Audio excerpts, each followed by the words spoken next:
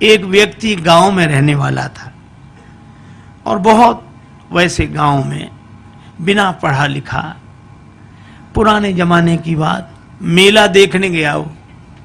मेला गांव से थोड़ी दूर पर लगता था, 4-5 किलोमीटर पैदल चल के गया। अब मेले में उसने तरह तरह की चीजें देखी, मेला पहली बार देखा था, बड़ा खुश हो रहा था। गांव का रहने वाला आदमी इतनी देर में घूमते हुए गया तो एक जगह उसने एक शीशा देखा, दर्पण, ऐसा आदमकद शीशा जो उसने देखा तो शीशे में उसने स्वयं को देखा। अब वो ये नहीं समझ पावे कि हम ही हैं। और शीशे में जैसे ही इसने देखा तो ये मुस्कुराया और हाथ जोड़ के बोला, भैया राम राम। तो उधर से भी मुस्कुराहट दिखी, भैया राम राम। इसने कहा, वाह वाह, बड़े अच्छे भाई साहब हैं, पहली बार मिलने में भी इतने प्रेम से। अब ये कहे, और भैया सब ठीक है? तो वो भी ऐसे कहे। बस दुकानदार से बोला, ये भाई साहब कितने के दिए? दुकानदार ने सोचा चाहे कोई दर्पण समझ के ले, चाहे भाई साहब, हमें तो पैसे से मतलब। बोले 2 रुपए के। तो मेले के लिए जितना खर्चा लाया था उसने 2 रुपए उसी को दे दिए और दर्पण हाथ में लिया। अब भाई साहब को बार बार देखे, बड़ा खुश हो।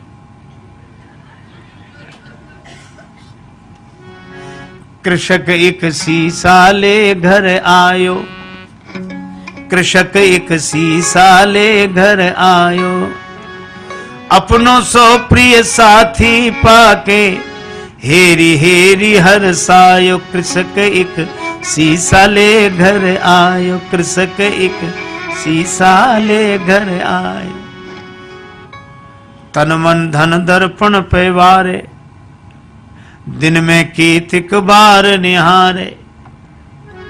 बार बार नतमस्तक है के बैठक में लटकायो। कृषक एक शीशा ले घर, शीशा लेकर आया, बैठक में लटका दिया। अब वो तन मन धन दर्पण पे वारे, दिन में कीतिक बार निहारे, अपनों सो प्रिय साथी पाके हेरे हेरे हर्षाए। अब भीतर पत्नी के पास बैठे और थोड़ी देर में गए, अच्छा 1 मिनट रुको, अभी आया। फिर जाए, और भैया अच्छी तरह हो, बढ़िया है। फिर लौट कर आ जाए और मन में सोचे, बड़े अच्छे भाई साहब हैं, ना खाते हैं ना पीते हैं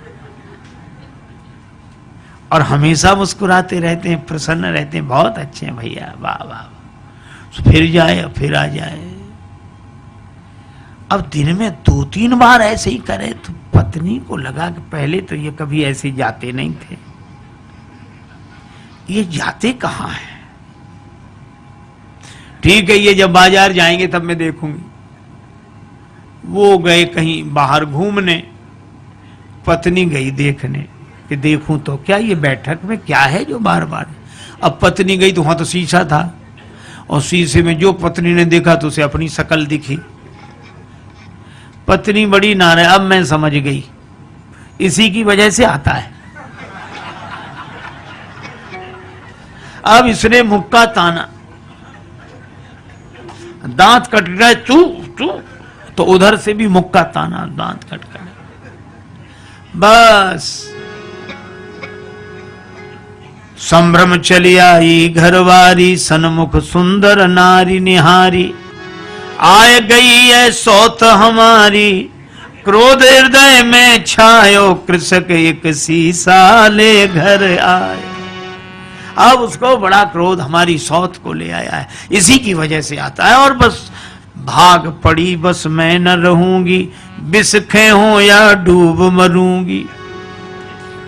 विष खा लूंगी, मर जाऊंगी, कुएं में गिर जाऊंगी, बस रहूंगी नहीं, मैं तो अभी जाती हूं, चाहे जो कुछ हो जाए।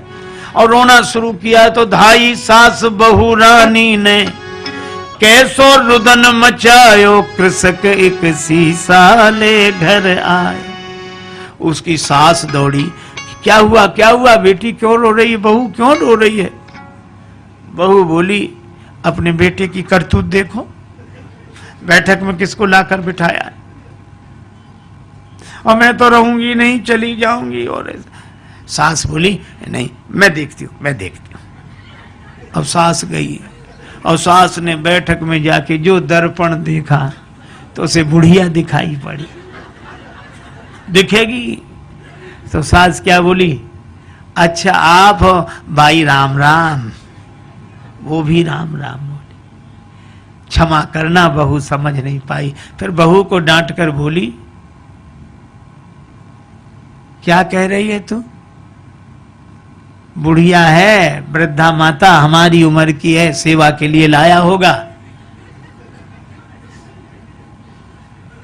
आई चली सास तत्क्षण में वृद्धा दीख पड़ी दर्पण में। बहू से बोली अरी बावरी या बुढ़िया पर मेरो लाल लुभायो। कृषक एक शीशा ले घर आए। अब बहू कहे कि नहीं नहीं तरुणी है और वृद्धा कहे कि वृद्धा है। अच्छा दर्पण ऐसा जो सामने आ जाए उसी को दिखा दे।